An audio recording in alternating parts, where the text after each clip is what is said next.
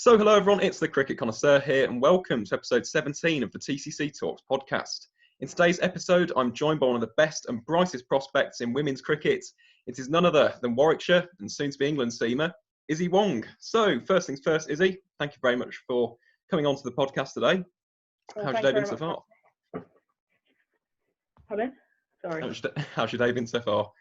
Yeah, it's been okay. A couple of broadband issues this morning, but all firing all cylinders now. Good. And it's lovely weather as well, isn't it? We're in a heat wave at the moment in England. Yeah. It's meant to be the hottest day of the year today, so it's a shame we can't play any cricket, but it's nice to be able to get outside and get some sun. Exactly. Well, yeah, at least it's not raining, although that's coming tomorrow. But to kickstart this podcast really, Issy, we start right at the beginning of your cricket journey. No, it wasn't too long ago. But what's your first ever memory of cricket, either playing or watching the game? My first memory of cricket is probably my granddad. He was into his cricket. My mum and dad didn't play at all, but my granddad, he always used to be watching the Test match. And when I was in trouble as a kid, I'd used to get told off or something, and it'd be quite awkward if we sat there and I'd say, "So, Granddad, how's the cricket going?" Just to kind of distract his attention. But I didn't really get into it myself until about year 2, so I must have been 5 or 6. At my local primary school, guys came in, did after school clubs at complete cricket, and I started going to that. I went to that all the way through primary school from year 2 onwards, and I just really enjoyed it, to be honest. A lot of tennis ball stuff, like diamond cricket, that sort of thing. Yes, classic. Having fun. It's classic, isn't it? Great game. Just having fun, and then I started playing at Nolan Dorridge when I must have been 9, and started playing for the under-11s at Warwickshire, age 10. And just went up through the age groups there, really. Wow. And for those who don't know, Nolan Dorridge, pretty prestigious club in Warwickshire. We have a lot of players come through the ranks there. But, well, back then, who were your early cricketing inspirations? Who did you look up to as a seam bowler? As a seamer, I think Jimmy Anderson was kind of definitely in his prime when I was kind of 11, 12. So he was the main one I looked at and thought, I want to be a bit like him. But on the women's side, I think Catherine Brunt was just kind of getting into a career then. So it was nice to kind of have that sort of female role model of someone who runs and bowls fast, really. Well, yeah, exactly. Catherine Brunt, great choice. Very, very good choice. Legend of English women's cricket. And you mentioned beforehand the age group cricket, as you mentioned, you came through 9, you did the under-11s at Warwickshire, you continued to do that. What did you think was the hardest thing to adapt to from age group cricket to professional cricket with Warwickshire? I think there's a big difference in age group cricket. You kind of, a lot of the time, you can be a genuine all-rounder in age group cricket, whereas I think, especially for someone like me coming into the senior side, I was definitely more of a bowler. So yep. I think it was almost a different role I was playing in a senior side as opposed to in kind of an age group side. But I think once I kind of got used to that a couple of games in, it was just nice to get out there and compare your own skills to people who might be a bit older than you, a bit more experienced, and equally learn off them as well. You know, they've been people like Liz Russell, she's been on the scene at Warwickshire for a long time, so there's so much to tap into there. Well, yeah, exactly. And we did quite well last season, didn't we? We won the Women's T20 Blast. Yeah, it was a nail biter at Portland Road on the last day, because I think if we won 2, we'd have won it, and then we lost the first one, and we're all a bit like, have we thrown it away? And then Hampshire lost 2, I think, down south, and we kind of heard whispers of that on the boundary as we were playing. We're thinking, we're in with a shot here. So, yeah, very lucky indeed. Well, yeah, and that was a massive achievement, wasn't it? That was the first win, I believe, for Warwickshire women in the T20 Blast. So, yeah, and did the whole parade around Edgbaston, wasn't it? That was for was it the Derbyshire game? Yeah, I think so. That was really nice just to kind of get out there in front of all the crowd at Edgbaston and just, have a little moment to be proud of what we'd achieved as a team. So I think we came so far from, especially the 50 over competition at the start of the year. We had a rocky patch, let's say, but to kind of just have a moment to be proud of how far we'd come as a squad and as a group of individuals as well since then was really nice. Yeah, of course. And yeah, it's a massive achievement, definitely. And as you mentioned Liz Russell. Who else in that Warwickshire team do you kind of almost feed off of? Who do you look up to in terms of the experienced players? I think the biggest one for me, obviously, Amy Jones is, a seasoned international and, one of the best in the world. So, you can't not look up to her. But equally, Gwen Davies, she's actually my coach at school. So I kind of met Gwen when I must have been 13, and I was kind of at school and she was my teacher. And to go from that to kind of playing alongside her, and now obviously teammate and really nice, really good friend as well. So I think she's someone that I can tap into her knowledge. She's been around the game a bit. She's played in a few different kind of teams and setups, and she's always willing to kind of lend me a hand here, there, if I need some hits or need someone just to take a mitt or just have a chat to, really. Well, that's great. It's great to have someone to kind of feed off of, isn't it, really? Especially when you're a young cricketer, such as yourself. But yeah, at the same time, well, with the Warwickshire season going on, you also made history for Shrewsbury, didn't you? You became the first female cricketer to play in the first 11. How big of an occasion was that? And you took a wicket as well. So what was going through your mind on that day? I think it was really nice. It was a really nice occasion. I'd played with a lot of the lads in that team since I was 13, 14 in the third form, so year 9. So I've been around the guys a lot. I have lessons and stuff. We went to Dubai on a tour in under 15s. So I knew the group really well, and they're a really good group of guys. So it was just nice to be able to get out there on the pitch, you know, in a senior game and kind of play with them. I think they're a really, really good group of guys. And like I said earlier, I'm just used to playing with them. They're used to playing with me. You know, even at the start, there was never really like Izzy's a girl, she's on the team. It's just like Izzy's on the team, you know. So they're really relaxed, really good group of guys. So it was really nice, yeah. Oh yeah, and the wicket itself, I think you can find it on Shrewsbury's Twitter. It's like a late in swinging leg stump Yorker. It's an absolute peach. Yeah, it was all right. He was quite a big guy, and he'd started swinging at me from the hips, and I was just kind of running in thinking if I go for the stumps here, the chances are he's going to miss one, and I'll get him at some stage. So yeah, it was really nice to get that wicket on debut as well. Well, I'm guessing I already know the answer to this question, but I'm going to ask it anyway. What's your go-to ball in that scenario then? Let's say you've got someone at the other end, they've got into their groove really, they're on about, I don't know, 46, 47. What's your go-to ball to prevent that 50 coming up? I think it depends on the sort of player and the temperament of the player. If the player's been kind of clearing their front leg and trying to hit a big one to bring up the 50, then I think you've just got to tap the stumps, and if you've got your fielders in the right place, hopefully if they do connect, you can get someone under it, or they might miss one and you can cash in on the stumps. But equally, if they're not quite as aggressive and attacking, I'd maybe try a short one or a slower ball just to see what happens, really. Good answer. Very, very good answer. And what's the variation that you're looking to develop? Obviously, you're very quick, but what's the variation you're looking to improve on heading into maybe next season, per se? Yeah, I've spent a lot of time over the summer, kind of over the winter, winter and summer now, working on a slower variation, because I think I back myself on my bouncer and I'm pretty much there in my Yorker.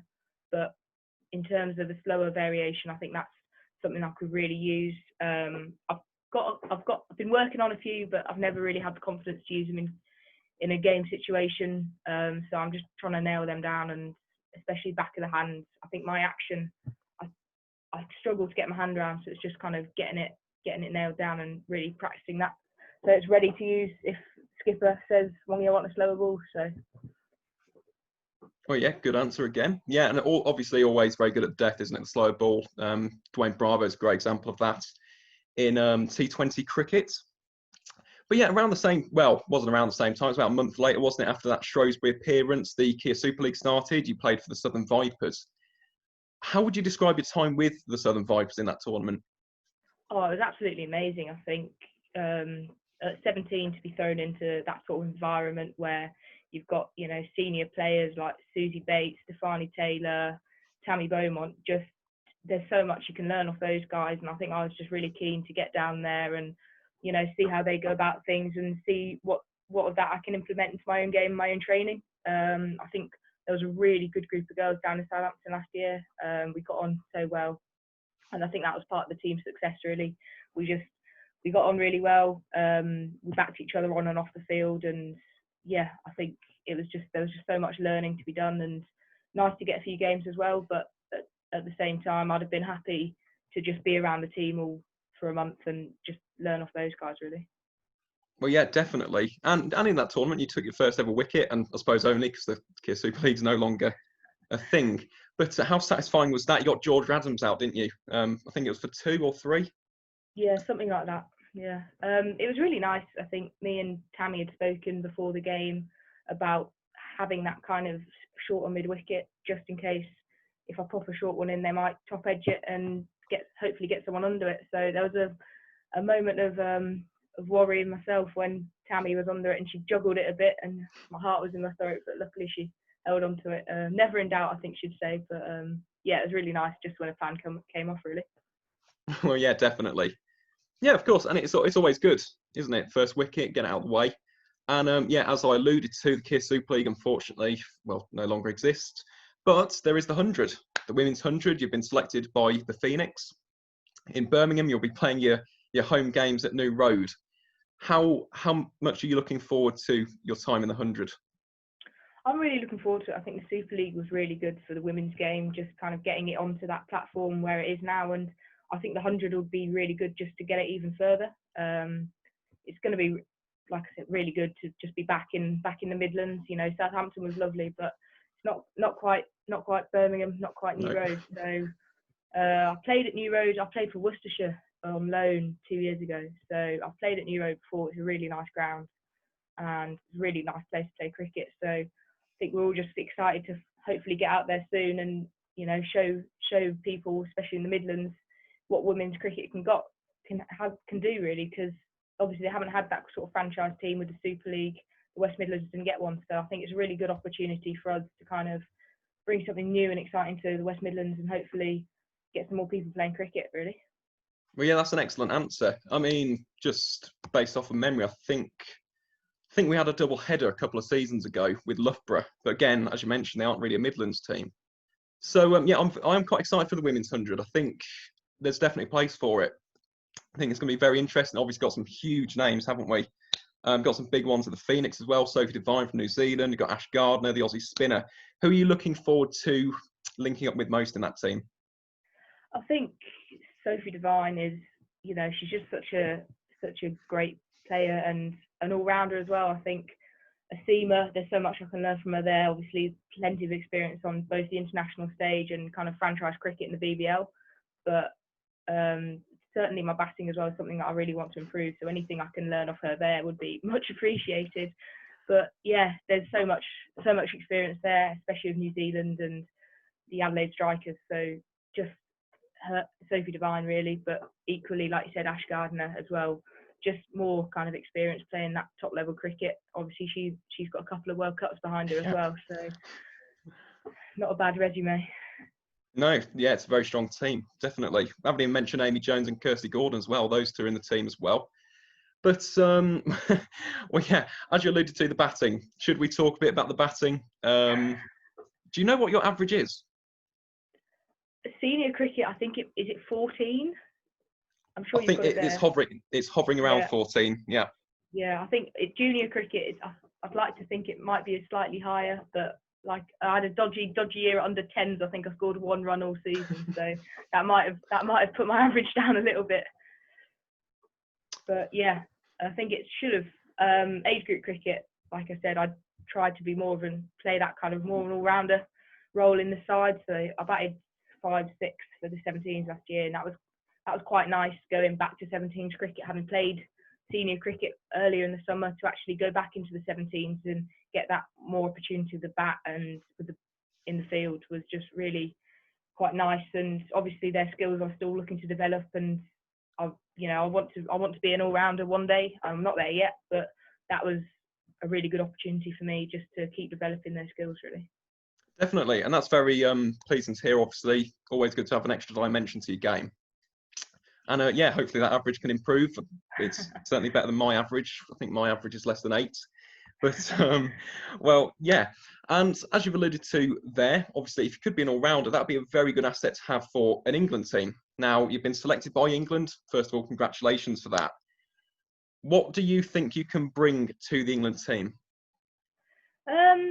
I'm just excited to be there. So I think I love my cricket. So hopefully I can bring an aspect of fun and excitement to the team. Yeah, hopefully just some young and some energy, and yeah, I just want to learn as much as I can really. So I'll be really keen, you know, early if I can be, to training sessions, just be around them as much as possible and learn as much as I can really. I'm very surprised you didn't say speed, because this is something that we haven't really spoken about. You're extremely quick.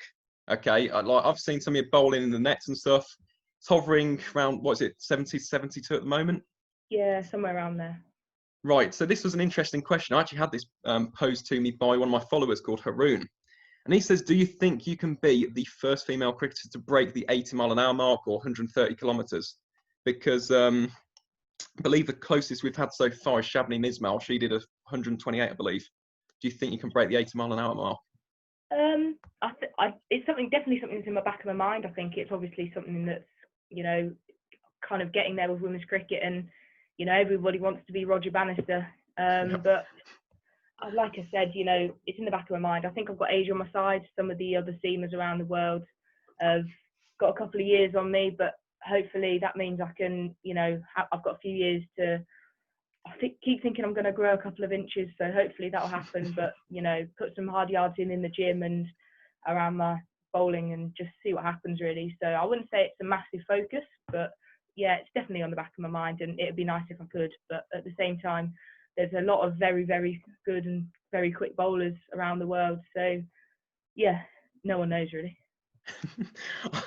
Like I said, your age on your side, especially with Shabnam Ismail. I think she's 31 now. So yeah, definitely plenty of time to grow and develop that speed. But yeah, what are your future aspirations in the game then? Obviously, an England call-up's pretty much first and foremost. Do you have anything individual that you'd like to achieve in the remainder of your career? I think a World Cup would be lovely. Well, more than lovely. Yeah. I think it's, you know, obviously the Aussies have had a good couple of years, and obviously England won it in 2017, and I was there at Lord's watching that day. So Oh, wow. to have gone from watching them in the stands to train alongside them, it would be lovely if I could go that step further at some stage. But like I said, it's a long way off, and you know, I'm just trying to focus on what I can do now to get myself in the best position in the future, really. Great answer. Fair enough. Very, very fair. Right. Okay. So that's obviously international cricket. I forgot to mention about domestic cricket as well. Would you be interested in competing in the WBBL? Obviously, that's a massive competition now in Australia. WBBL 05 had massive ratings because it was, I believe it was on KO Sports, which is a free-to-air Australian network. Who would you play for if you could play in the Big Bash? That's a great question. I have to say I've got like godparents in Sydney, so Hello. We might actually go on. well, they come over. We're really good friends with them, and I went to Sydney when I was 10 maybe. We only went for 10 days, literally all the way there for 10 days, but it was amazing. Hot. We went around Easter, so I went to the Sydney Easter show.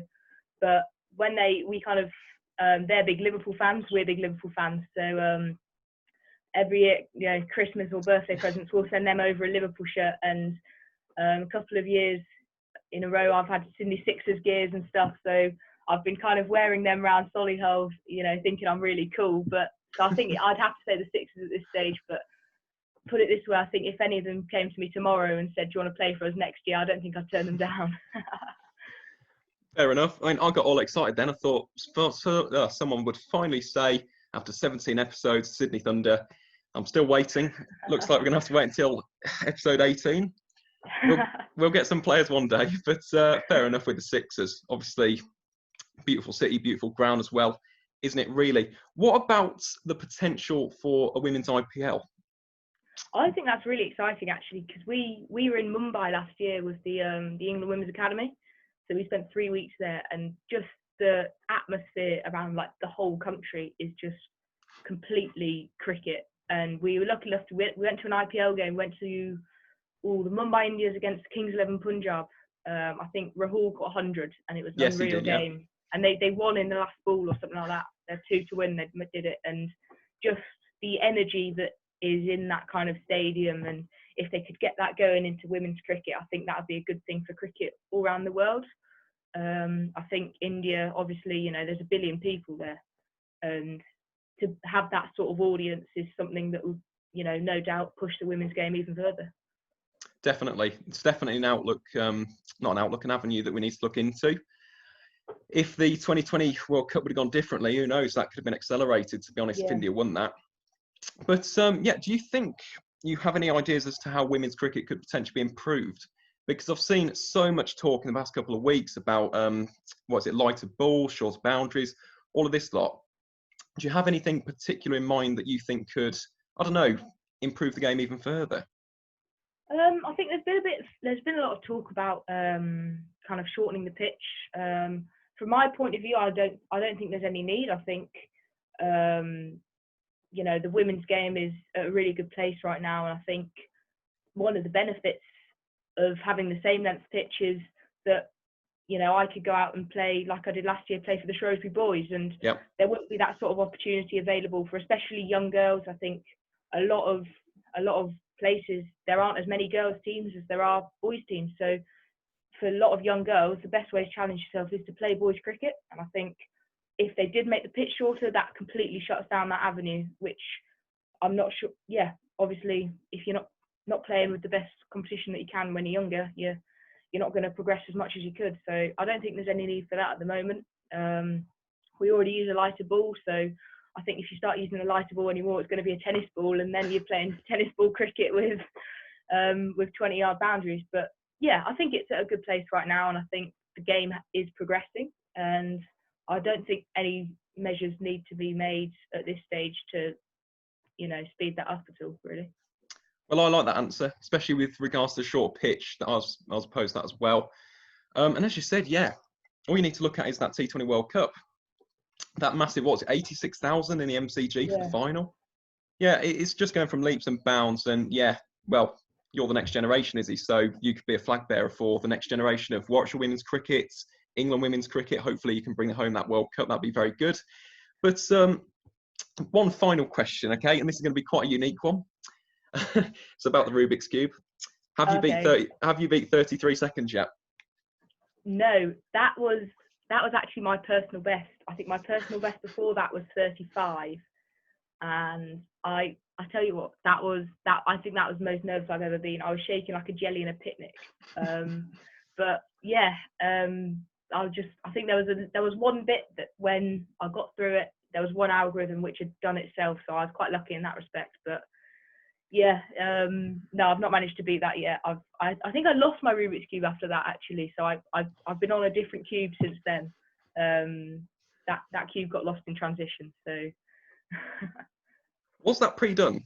As in, not obviously the Rubik's Cube itself, but were the first few moves done? No. Wow. Because I saw him at the Diamonds game must have been 2 weeks before. There was a game at the Aegeus, and there was a guy in the stadium doing his Rubik's Cube, and Charlie Dagner was like walking around like the ground trying to find him, and like, our coach goes to him, who are you looking for? Like, what are you doing? And he goes, there's a guy doing the Rubik's Cube, and he was on the big screen, and I really want to see it. And our coach goes, oh well, Wong did it. She can do it in 45 seconds. I was like, yeah. And he's like, oh, right, go and get your cube. So I got sent up to the changing room. And then he was trying to, get me in the pod. And I can't remember who the other two, but the two guys were commentating in the pod. And it was getting to like a runner ball off the last 3 overs. And he was like, just get her in at the end of the over. And they were like, Charlie, this is too intense. And he was like, right, okay, bring your cube to finals day. And if you get there, and we'll do it then. So I bumped into him at Hove that morning. And he was like, have you got it? I was like, it's in my cricket bag, yeah. And he was like, right, I'm going to spend, so we spent like 4 hours, like mixed it up. But yeah, no, it wasn't staged at all. It was just a bit lucky towards the end, but yeah. Yeah, fair play. It was very, very good to watch, definitely. Yeah, that's kind of incredible that it wasn't. I thought you had at least done a few moves beforehand, but fair play. No, wow. Nothing. Yeah, that's very impressive. Yeah, I have to thank Charlie for mixing it up not too nastily, because yeah, it ranges from about 50 seconds to obviously 33 at the bottom end. So yeah, I was just lucky I managed to get it done between the overs, really. Well, fair play, and yeah, made for great TV, regardless. But yeah, Issy, to kind of wrap up the podcast now, we always ask this question on the Cricket Connoisseur podcast. What advice would you have to any aspiring female cricketers out there? Obviously, you're only 18, but I don't know, maybe for like 12, 13-year-old girls, what advice would you give them to kind of elevate their next steps on their cricketing journey? I think firstly keep enjoying it, because I think that's a massive thing. You're never really going to put the yards in if you don't enjoy doing it. And the other one I say is just, especially if the younger ones, just try and bowl as fast as you can, try and hit the ball as far as you can, because that's, you know, just challenge yourself and, you know, go and play with the boys and see if you can bowl it faster than them, because, you know, there's no reason why they can't. And I think the more girls that start competing with the boys at a younger age, then that's only going to elevate the standard of women's cricket going forward. 100%, and some great advice. And well, yeah, Issy, I wish you the very best of luck, obviously, with England and with the Bears and with the Phoenix, I suppose, keeping it very, very local. But Yeah, thank you very much. No problem. Well, that pretty much wraps up episode 17 of the podcast. Issy, do you have any final words, any social media to plug, for example, any Twitter, Instagrams? No, just thanks for having me. Really good to chat.